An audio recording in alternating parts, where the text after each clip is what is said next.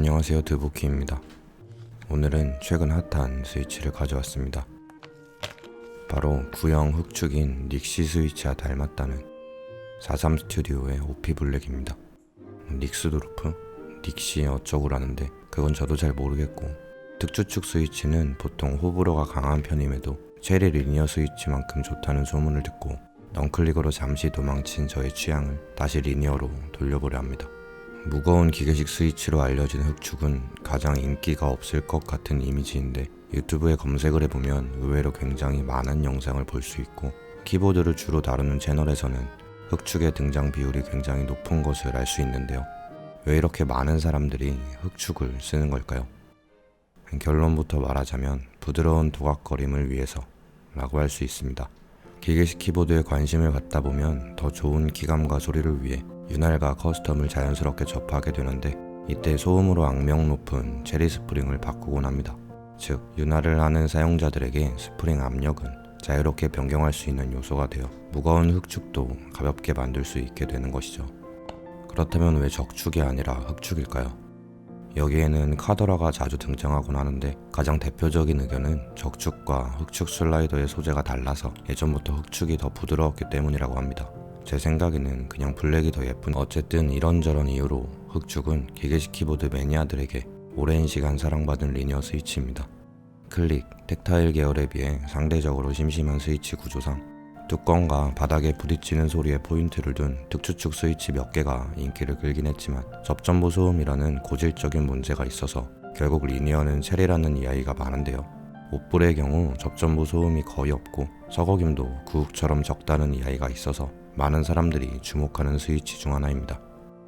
공식적으로 체리는 인정하지 않고 있지만 국내에 모두 공공연하게 알려진 구욱의 존재는 리니어 매니아라면 궁금할 수밖에 없을 텐데요.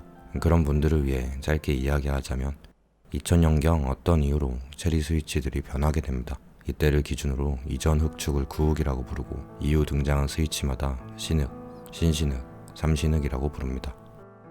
2015년에 등장한 신신흑의 경우 구욱과 견줄 만큼 부드럽고 도각거린다고 하는데, 뭐 구욱을 써봤어야 알 수 있는 거라 중요하진 않고, 약 10여 년 동안 이어지던 구욱의 갈증을 해소해준다는 점에 의미가 있는 정도라고 해도 죠. 그리고 2019년 체리에서 공식적으로 하이퍼 글라이드라는 새로운 공정의 스위치를 발표했는데, 국내에서는 굳이 신신신흑이라고 해서 삼신흑이라는 별명을 갖고 있습니다. 서거김은 적지만 피치가 살짝 높아진 특징이 있죠. 어쨌든 지금 구매할 수 있는 흑축은 삼신흑밖에 없다고 할 수 있는데, 신신흑에 비해 호불호가 강한 편이라 옷불과 같은 특주축 리니어를 기다리는 사용자들이 많습니다.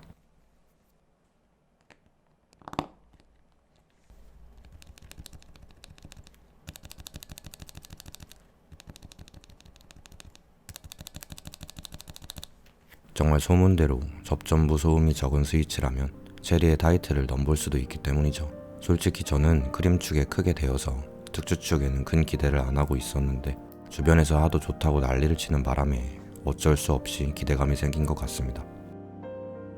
참고로 특주축 텍타일은 좋은 스위치가 많습니다. 지난 영상에서 소개했던 홀리판다도 그렇고, 에버글라이드 제이드 블랙이나 오테뮤 보바 U40 스위치도 평가가 좋습니다. 리니어도 빨리 좋은 스위치가 많아졌으면 좋겠네요. 이 페이브 기판은 벌써 7번째 스위치 교체가 되었습니다. 부디 이번에는 정착할 수 있기를 바라며,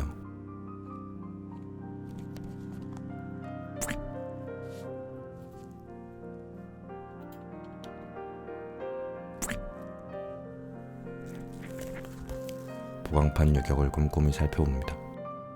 알루미늄 2mm 보강판이라 그런지 굉장히 빡빡하네요. 가끔 인두기 추천해달라고 하는 분들이 계시던데, 솔직히 조립은 아무거나 써도 상관없습니다. 추천하진 않지만 다이소 인두기를 써도 충분하죠. 그러나 납과 뒷솔기는 꼭 비싸고 좋은 걸 추천합니다. 대표적으로는 캐스터와 하코 제품들이 있죠. 하지만 이런 거 몇 개 사다 보면 키보드 두세 대 값을 훌쩍 넘기기 때문에 자주 사용하지 않을 분들은 가까운 공방의 도움을 받는 것도 괜찮을 것 같습니다. 괜히 몇 푼 아끼려다가 아주 곤란해질 수 있습니다. 스위치를 사용할 키보드 역시 최근 공제가 완료된 모델입니다. 근데 어디서 많이 본 가방이네요. 기분 탓인가? 짜잔! 제가 좋아하는 컬러인 피콕 블루 합판입니다. 팀 키너지에서 공제를 진행한 이 키보드는 현재 해외 공제를 앞두고 있는 모델인 세라투스입니다. 귀찮으니까 설명을 생략하겠습니다. 원래 다른 컨텐츠로 준비한 모델이었는데 어쩌다 보니 이렇게 등장하게 됐네요. 조립하면서 느낀 건데 난이도가 상당히 낮았습니다. 커스텀 키보드에서는 보기 드문 십자나사도 그렇고 매뉴얼도 줍니다. 내부 공간이 살짝 보여서 지난번에 얘기했던 흡음재를 가져왔습니다. 포론이라는 이 흡음재는 먹먹함 없이 소음을 잡아 키감을 살리면서 피치를 낮추고 싶을 때 유용하다고 합니다. 이것도 다른 컨텐츠에 쓰려고 했는데 어쩌다 보니 이렇게 됐네요. 인생이란 게 다 이런 거 아니겠습니까? 상판은 깨끗한 흰색으로 했습니다. 화이트와 블루, 무난한 조합이죠. 솔직하게 말하자면 생각했던 색감이랑은 조금 다른데 실물이 생각보다 예뻐서 조금 쓰다가 다른 색으로 바꿀 예정입니다.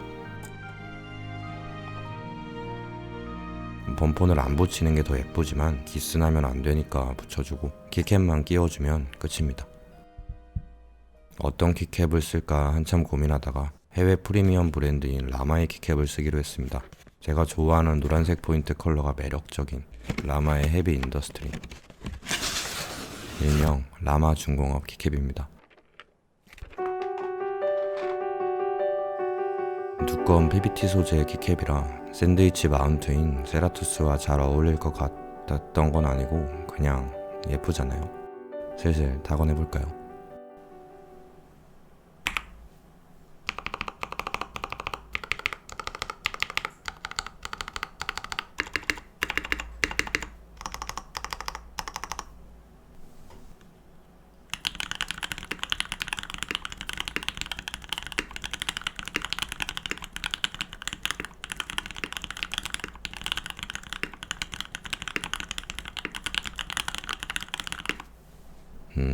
솔직히 저는 잘 모르겠습니다. 나쁘진 않은 것 같은데 뭐 막 역대급이다 이런 건 아니고 특수축 중에서 그나마 괜찮은 것 같다 정도.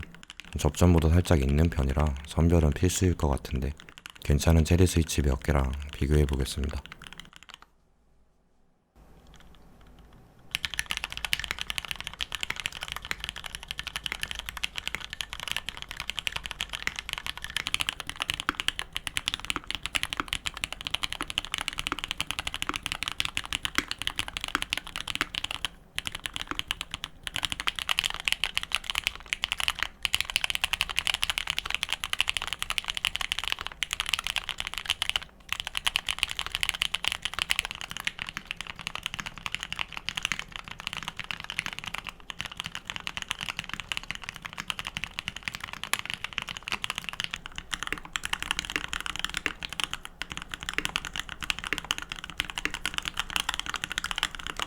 판단은 여러분의 몫으로 남겨두겠습니다. 두부키였습니다.